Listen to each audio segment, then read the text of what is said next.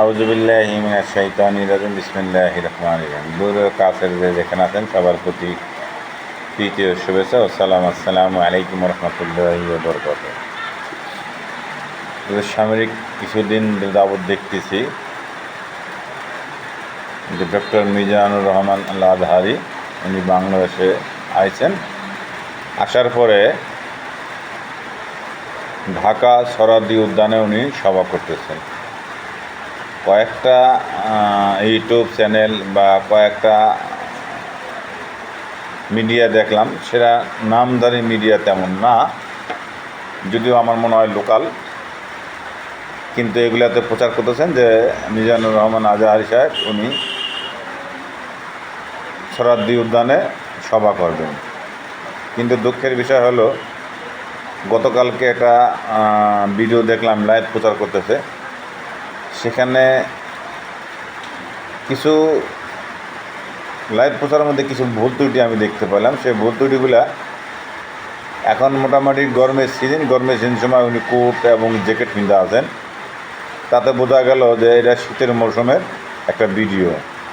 কিন্তু কারা করতেছেন, কে করতেছেন, এটার জন্য তো আমি মনে করি বাংলাদেশের প্রশাসন বেশি সময় লাগে না ধরতে, ইচ্ছা করলে ধরতে পারেন। আর হতাশ হলাম আমরা যে ঢালাওভাবে কয়েকদিন যাবৎ প্রচার করতেছে, সেই প্রচারের মাধ্যমে মিজানুর রহমান আজহারি উনি প্রধান বক্তা সরাদি উদ্যানে, কিন্তু শেষ পর্যন্ত আমরা দেখতে পাই নাই। তো যারাই করুক, এই মিথ্যা তথ্য এবং এই গুজব ছড়ানোর জন্য আমি মনে করি এটা কোনো আইনি পদক্ষেপ নেওয়া উচিত এবং নিয়ে তাদেরকে আইনি আওতা আনা উচিত। আর না হয়তো শেষ পর্যন্ত দেখা যাবে যে সত্যি সত্যি কোথাও উনি প্রোগ্রাম করতেছেন, মানুষে বলবে যেটা মিথ্যা এবং ফলস গুজব, সেখানে মানুষজন দিনের কাজে দাওয়াত উপস্থিত হবেন না।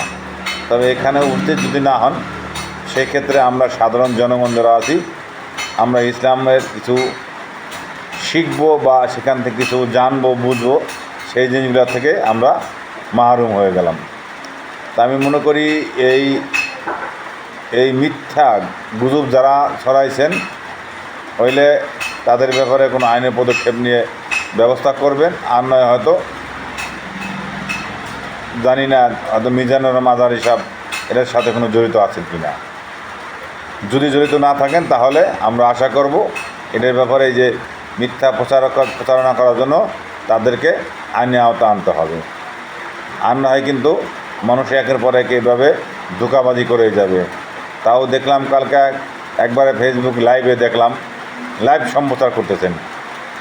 কিভাবে করলেন, তার একটা মাহফিল এবং তার একটা ওয়াজ মাহফিলের একটা অংশ এভাবে লাইভ প্রচার করতেছেন ফেসবুকের মাধ্যমে। সেটা কি করা হলো? লক্ষ লক্ষ কোটি কোটি মানুষ দেখছে।